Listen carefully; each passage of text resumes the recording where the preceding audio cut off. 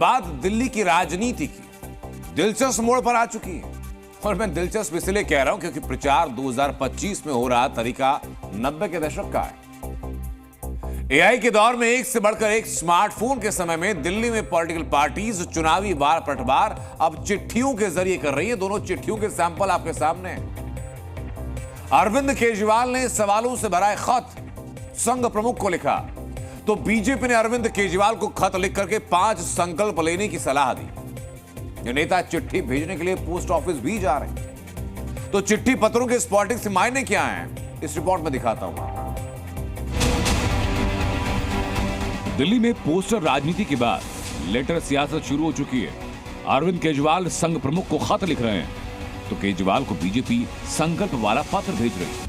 अरविंद केजरीवाल ने मोहन भागवत को पत्र लिखकर 2 सवाल पूछे। पहला ये कि बीजेपी नेता खुलकर पैसे बांट रहे हैं, आरएसएस का वोट खरीदने का समर्थन करती है, और दूसरा ये कि गरीब, दलित, पूर्वांचली और झुग्गी में रहने वाले लोगों के वोट काटे जा रहे हैं, क्या जनतंत्र के लिए यह सही है? सवाल ये कि एकाएक अरविंद केजरीवाल ने खत क्यों लिखा, तो इसका जवाब भी इसी पत्र में। सवाल पूछने से पहले अरविंद केजरीवाल ने लिखा कि क्या आरएसएस दिल्ली चुनावों में बीजेपी के लिए वोट मांगेगी। महाराष्ट्र, हरियाणा में बीजेपी की जीत की बड़ी वजह आरएसएस का जमीनी स्तर पर काम करना था, और अरविंद केजरीवाल शायद इससे परेशान है कि अगर आरएसएस दिल्ली में काम करती है तो चुनावी लड़ाई मुश्किल होगी। अरविंद केजरीवाल के सवालों के बीच बीजेपी ने आज अरविंद केजरीवाल को 10 वायदों को पूरा नहीं करने का आरोप लगाया।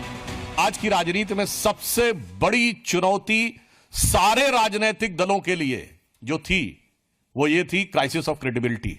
एक विचार आम जनता में बना है कि राजनीतिक लोग जो कहते हैं वो नहीं करते हैं। भारतीय जनता पार्टी और एनडीए ने प्रधानमंत्री श्री नरेंद्र मोदी जी के नेतृत्व में इस विचार को बदला। हमने राजनीति में प्रामाणिकता को स्थापित किया, और आम आदमी पार्टी उसकी दूसरी एक्सट्रीम है, जो कहते हैं वो कभी नहीं करते हैं। एक तरफ सुधांशु त्रिवेदी प्रेस कॉन्फ्रेंस करके अरविंद केजरीवाल को घेर रहे थे, तो दूसरी तरफ दिल्ली बीजेपी अध्यक्ष वीरेंद्र सचदेवा पोस्ट ऑफिस पहुंचकर अरविंद केजरीवाल को लेटर पोस्ट कर रहे थे। बीजेपी ने केजरीवाल को नए साल पर 5 संकल्प की सलाह दी, जिसमें झूठ नहीं बोलना, देश विरोधी ताकतों से चंदा नहीं लेना शामिल है। हम सभी बचपन से ही नव वर्ष के दिन में बुरी आदतों को छोड़ने, अच्छे व कुछ नए कार्य करने का संकल्प लेते हैं। आज नव वर्ष 2025 के पहले दिन आप भी झूठ बोलने की, छल कपट करने की अपनी गलत आदतें छोड़कर खुद में सार्थक परिवर्तन लाएंगे, ऐसी सभी दिल्ली वाले आशा करते हैं। बीजेपी को जवाब देने के लिए सीमा आतिशी सामने आई और उपराज्यपाल पर मंदिर और बौद्ध मंदिरों को तोड़ने का आरोप लगाया।